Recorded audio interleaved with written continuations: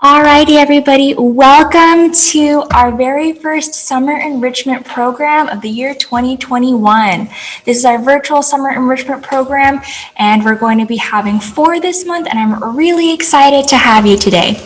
I am joined here today by Kimberly. She is the museum education intern here at the Guild Museum. So say hi to everybody, Kimberly. There's her hand with her awesome fancy purple nail polish. As I said before, my name is Brittany. I am the Museum Education Coordinator here at the Guild Museum, and I'm really excited to be talking all about dinosaurs today. So you should have picked up some kits from the Guild Museum, and they should have had some awesome stuff in them. Hopefully you left everything intact because all of those items are going to be used in today's program. So let's get started. This program is going to be about an hour long, so if you have to use the restroom or get a snack or get a glass of water, you're completely fine to do that. You don't have to ask for permission to do so. Just feel free to get up and go whenever you need to. Alrighty, so the first thing that we have to learn is that 300 million years ago, Arcadia in Southern California actually used to be under the water. So today, maybe it'll take you about 35 minutes to an hour to drive to the beach, but 300 million years ago, it was not the same case. You actually would be under the water right now if we were here in Arcadia. And so as we can see, 300 million years ago, the landscape was completely different. And in that time, Arcadia was filled with not dinosaurs, but plesiosaurs.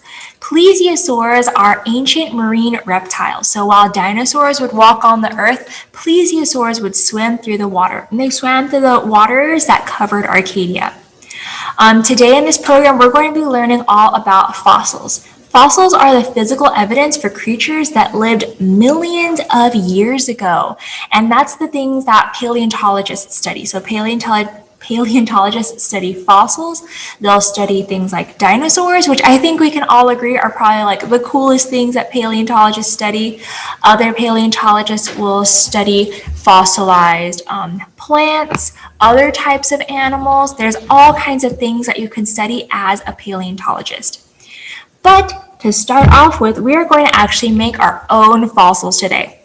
So usually to make a fossil, it would take millions of years. If you started to make a fossil today, you would probably not be around to see it be finished. In your kit, you should be able to find a small baggie with a piece of clay, and it looks like this. You'll also have a little plastic dinosaur. So here is mine. And you're also going to have a piece of wax paper. So what we're going to do is we're going to spread our wax paper flat, and we're going to get out our piece of clay.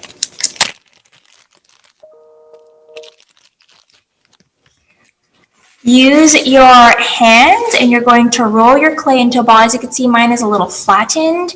You need to make sure that it is a nice, perfectly round ball. And Kimberly is going to be demonstrating everything that I do on the video cam so you can actually see what to do with your hands. Now you want your clay ball to be a really nice, perfect sphere. You don't really want any cracks in it. And when you're done and you have a nice ball, what you're going to do is you're going to put it in your wax paper and you're going to fold over the wax. So you kind of have like a clay ball taco. And then you're going to press down on it. So you want to get a flat disc. You want a pancake, but you don't want your clay pancake to be too flat. You want to make it about ½ an inch thick. And so when you feel like you've gotten the perfect shape for your clay, this is what mine looks like right now. You can see it's a really nice flat disc. Kimberly's got hers.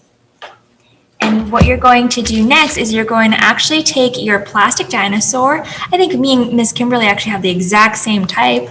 And you're going to lay it flat and then press it into the surface of your clay. You don't want to press too hard.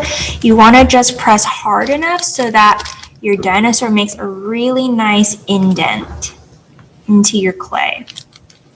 And then you're going to carefully peel off your dinosaur, and there you will have it, a nice fossil. This is what mine looks like, and you can see Miss Kimberly's.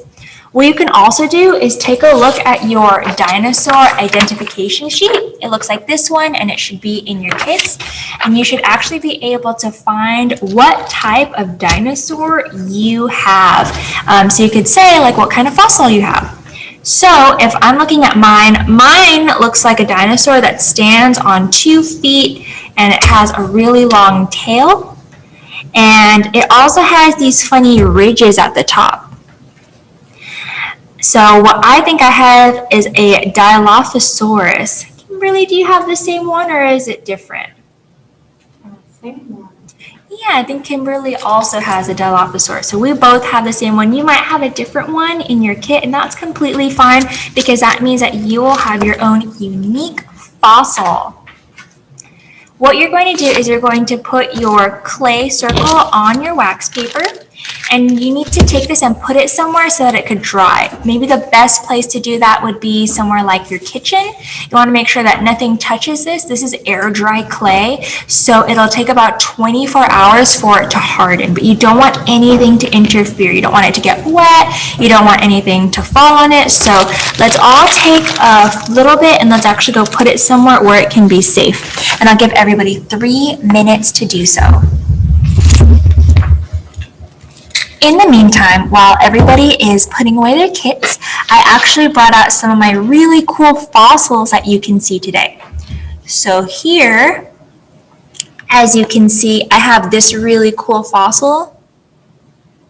This is called a trilobite. A trilobite is about 200 million years old. So it was probably around the time, closer than we are now, than to when Arcadia actually used to be under the water. Trilobites, insects like these, are actually not really around anymore. This kind of, when it was alive, it would look a little bit like those roly-poly bugs that you sometimes see if you're digging around in the ground. And as you can see, over time, it has turned into kind of like a rock. And if I tap it, you can hear that it's very hard, just like a rock. And that's a really cool fossil. We usually have this one on display at the Guild Museum. So if you come to the Guild Museum, you can actually see it in person. Another cool fossil that we have is the tooth to a megalodon.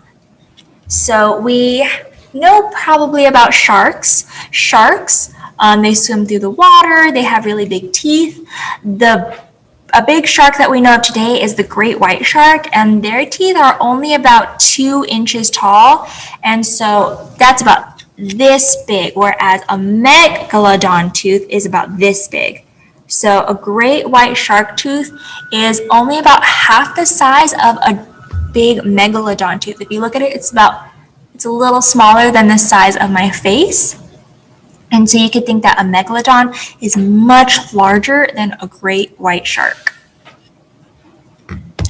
Another really cool fossil that we have is this one. This is called coprolite. Do you know what coprolite is? It looks like a rock, but coprolite is actually fossilized dinosaur poop. And so if I tap it again, like, over time, it has become hard like a rock. And it's a really funny type of fossil that we have, and there are paleontologists out there who actually study coprolite, which is really cool. So that's something that you can study in college later. But coprolite is really interesting. Paleontologists can actually look at it and discover what dinosaurs ate. And I can't quite remember the name of the dinosaur that created this coprolite, but scientists have been able to tell that this coprolite actually came from a dinosaur that was an herbivore, which means that it ate only grasses and vegetation. So this is a really cool thing that we have also on display at the Guild Museum. So if you ever come visit us, you could definitely see it up close. It's really cool. It's one of my favorite types of fossils. And lastly, another type of fossil that we have is another tooth, much like the megalodon tooth. This is a fan favorite. This is our T-Rex tooth. I can't bring it too close to the camera because it is just so big. If you want to know how big it is, because I know it looks really small on the screen, if you take your arm, it is actually kind of just as big as your arm. So if you can see my arm, it is almost the same size as this T-Rex tooth. A T-Rex tooth is kind of the size of like a really big cucumber or maybe like a really, really big banana. This is the type of tooth that a T-Rex would have in the very front of its jaw. And so you probably would not want to come up against a T-Rex with teeth that are kind of like this. Thankfully, humans did not live in the same era as T-Rexes, but it's really cool to think about that. Something on this earth had teeth that were this big. And so let me put these away. Gotta keep my fossils safe. We are open to the public here at the Guild Museum, and if you ever wanted to see any of these fossils up close, you can most definitely ask me. You could just come in there and you could say, like, Miss Brittany, I would really love to see your fossils, and I'd be more than happy to take them out for you. So the next part that we're going to talk about is plesiosaurs. The title of this program is Dinos or DiNOTS. And that might sound a little confusing because we would wonder, what's a dinot? But that's a funny play on words because a lot of the times plesiosaurs are actually confused for dinosaurs. They were not the same. Plesiosaurs swam through the water while dinosaurs roamed the earth. Plesiosaurs were large, carnivorous, aquatic reptiles, and they actually appeared in the very late Triassic period, and they thrived for a really long time until all dinosaurs went extinct. There are a lot of marine reptiles that are alive today, such as like crocodiles, alligators, Galapagos iguanas, and even sea turtles, but plesiosaurs are not really around anymore because they all went extinct. But they are really interesting, and if you are in California, especially Southern California, and you discover a fossil, it's very likely that you have discovered a plesiosaur rather than a dinosaur. And we have to also remember because Arcadia and Southern California used to be under the ocean. So today we are going to be making our own plesiosaurs. In your kits, you should be able to find this very funny half circle that has some holes in the bottom. You're also going to need this very skinny piece that also looks like it was made from a paper plate. And you'll also need this little baggie of assorted parts. So let's open that baggie. You should have some parts that look a little bit like flippers, two strange pieces, one that's a semicircle and then one that's very long. You should have some fasteners. So this is a fastener. And then you should also have one googly eye. The first thing that you need to do is get your half circle, and you should see at the very bottom there should be 5 punched holes, and you need to find the one that's closest to the edge. So that's this one for me right here. It's closer to the edge of the half circle than this one. You're also going to need your very skinny piece. And what you need to do is line up the bottom hole of your skinny piece to the hole that's closest to the edge on your half circle paper plate. And once you've lined up the holes, what you need to do is put a fastener through the hole and open the fastener. And a fastener, you can open it by splitting apart the 2 back pieces. And if you need help with this, I definitely suggest that you ask a parent, a grandparent, or an older sibling to help you. So you should have something that looks like this. Miss Kimberly is demonstrating it on the video cam. Next, what you need to do is take your 4 flippers. You need to line them up on your paper plate and kind of do the same thing.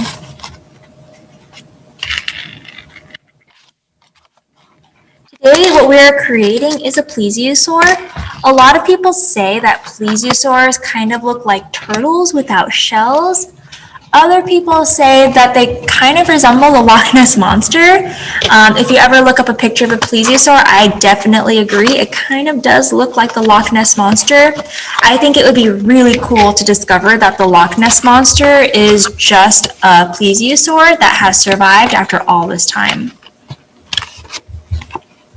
As you can see, I'm halfway done with my plesiosaur's flippers.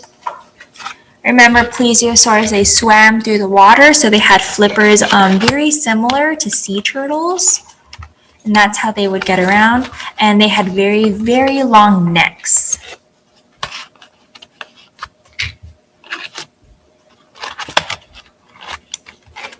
All right, and so Kimberly and I have both finished pretty much at the same time. So here's my plesiosaur. You can see it has a neck, a body, and it has 4 movable feet.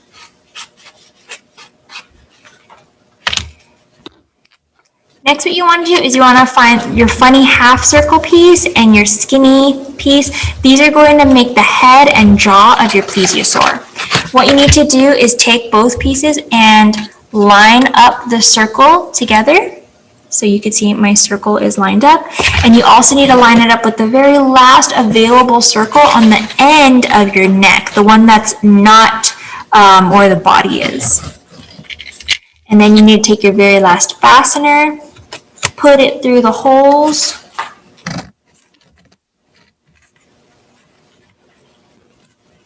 And then you have almost finished your plesiosaur. You should be able to move the jaw and the head so that it can swim through the water.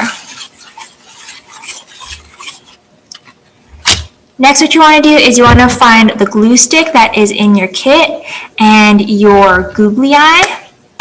And you're going to use your glue stick to glue your googly eye to your plesiosaur. I dropped my googly eye, but that's okay. Best thing that we can do is try, right?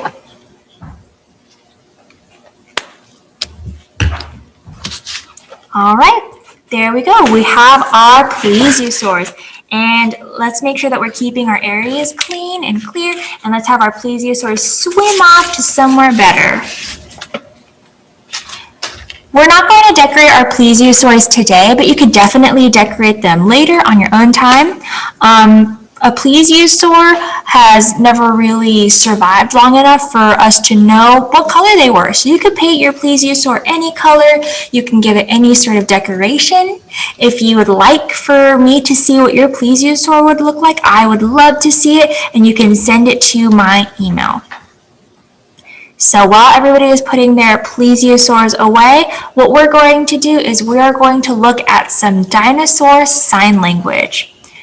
I like learning about sign language because I like to think that I can communicate to people who can't speak traditionally. So what we're going to do is we're going to learn the word for dinosaur. So to say dinosaur, you need to have your hand up. You're going to bring your thumb and your pointer finger together, and you're going to kind of create a letter like the letter D. And then what you're going to do is you're going to turn it so that it's more horizontal, and then you're going to let it walk. So this is how you say dinosaur. And you can give them some land to walk on, so you can say dinosaur.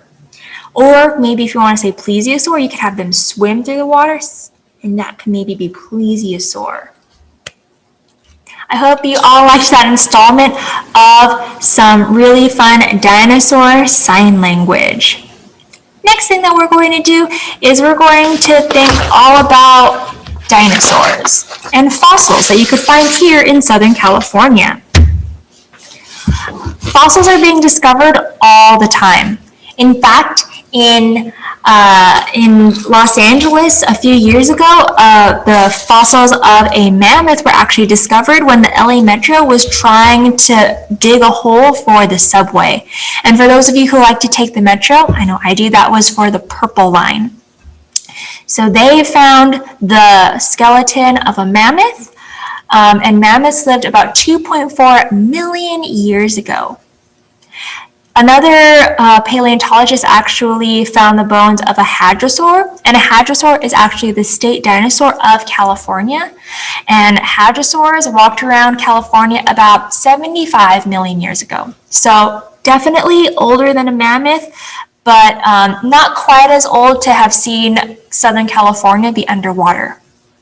And as we said before, if you're going really deep down into the ground and you dug really, really far, you might be able to find the bones of a plesiosaur. And plesiosaurs, as I said before, swam around Southern California about 300 million years ago. So quite a while ago.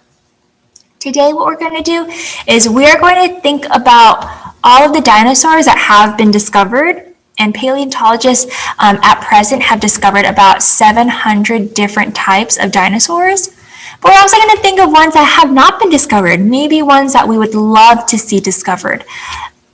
Fossils and dinosaurs and other ancient creatures are being discovered all the time. You just have to look for them.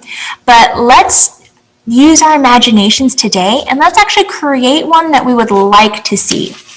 What you're going to do is you're going to take your colored piece of construction paper in your kit, and you also are going to need a writing implement. I'm going to be using a marker, and Kimberly is going to be using a marker just so that you can very easily see what we're drawing. The first thing that we're going to do is we're going to think of a creature that we would like to discover. And it could be imaginary, and you can name it after whatever you'd like. So maybe if Kimberly wanted to do like a Kimberlyosaurus, or if I was going to do like a Britneyosaurus, I'm actually going to do one that's more imaginary.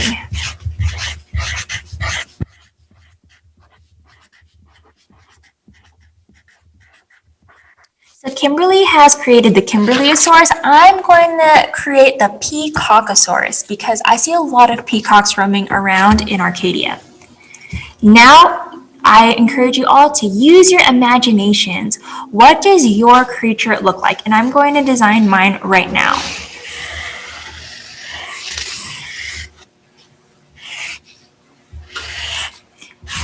Make sure to give your creature some details. You know, do they have 5 legs? Do they have a funny tail?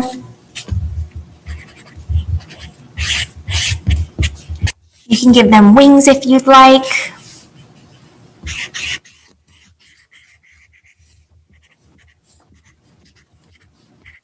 And just make sure that you're using your imaginations. These don't have to be based on any kinds of dinosaurs you've seen before or any kind of creatures you've seen before. They could be based on whatever you'd like. And Kimberly has created her Kimberlyosaurus. Her Kimberlyosaurus has a bow tie, a top hat, a heart on its side, and a heart on its tail. Very cool, Kimberly.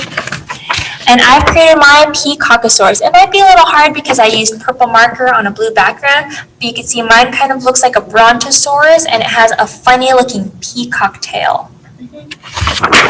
It's always great to use your imaginations. That's one of the best ways that we learn and grow and just think about things. And remember, if you would like me to see your creature, I would love to see them. So make sure to send me pictures after. And just so that we're keeping our areas clean, let's make sure that we are putting our imagined dinosaurs away. Next, we're going to do something that's super fun, probably one of the most fun parts of the Dinos and DiNOTS program. We're actually going to excavate our own dinosaurs. So in your kit, you should be able to find something that kind of looks like a rock. This is an excavation kit. What paleontologists do is something called excavation, which is the careful removal of dirt and soil to reveal what's underneath. You have to be very careful, and this activity can get a little messy, so if you want to do it maybe in like a big plastic bowl or on a paper plate, or even if you would like to do it outside, I definitely encourage you to do so. This is also something that you should not be putting down the sink because this is made with plaster. We make them here at the Guild Museum, and because it is made with plaster, if you put it down the sink, it will clog your sink. So let's make sure we're not doing that. Kimberly is going to be demonstrating how to excavate. You should have some popsicle sticks in your kit, and you're actually going to use those to excavate your dinosaurs. You might actually already see that there's something sticking out of your excavation kit, and that's completely okay. That's actually very close to how it is in real life. In real life, sometimes paleontologists are able to find dinosaurs because they're actually sticking out of the ground already. In fact, that's how Sue the T-Rex was discovered. So Sue the T-Rex, she is the largest, most complete T-Rex skeleton to have ever been discovered, and she was named after the woman who actually discovered her, Sue. You can see Sue on display at the Field Museum in Chicago, and I definitely encourage you to go check it out if you're ever in the Chicago area. And today we're going to be excavating all of our dinosaurs. I'm trying to do mine very quiet because I don't want it to be too loud on my microphone. But excavating is really fun. Let's make sure that we're being very careful though, especially with our fingers. If you need help, I definitely encourage you to ask a parent, a grandparent, or an older sibling for help. And that's completely fine. It is always okay to ask for help. And as always, we have to make sure that we're being really gentle with our dinosaurs. A lot of the times when paleontologists know that there's a dinosaur in the ground, what they'll do is they'll actually take the entire chunk of ground and soil out, and they'll safely transport it to a laboratory where they will finish excavating with dental tools, because dentist tools like those special picks and the little things that they use are really safe and can ensure that the fossils are not being harmed. Because remember, if we started to make a fossil today, it would take a long time for us to actually finish our fossil. And if you break a fossil, it's not as easy to get another one. And it looks like Kimberly is completely done excavating her dinosaurs. So what we're going to do is we're going to go back to our dinosaur identification sheet, and we're actually going to see if we can identify what kind of dinosaurs we have. And so it looks like Kimberly's is the kind that stands on 4 feet, and there are only 4 types of dinosaurs on here that are like that. But I can see that Kimberly's has something very special around the head. So I'm going to think that she probably has a triceratops. What do you think, Kimberly? Yes. Oh yeah, Kimberly agrees that she's got a triceratops. You might all have different kinds of dinosaurs, and I think that's pretty cool. If you'd like to tell me what kind of dinosaur you found in your excavation kit, I definitely encourage you to do so. And again, just to make sure that we're keeping our areas clean, let's make sure that we're throwing away all of our trash. So all of that plaster, the best thing for you to do is actually just to throw it in the trash can. You don't want to put it down the sink, and it's really sandy. So let's make sure that we're all putting that to the side.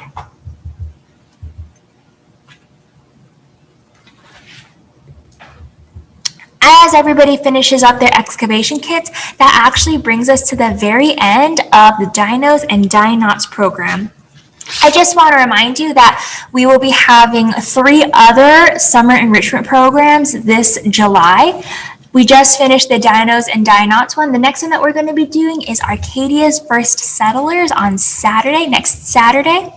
That one is going to be exploring all about the Tongva Native Americans. And we're going to learn all about their language and their food. And that's really exciting.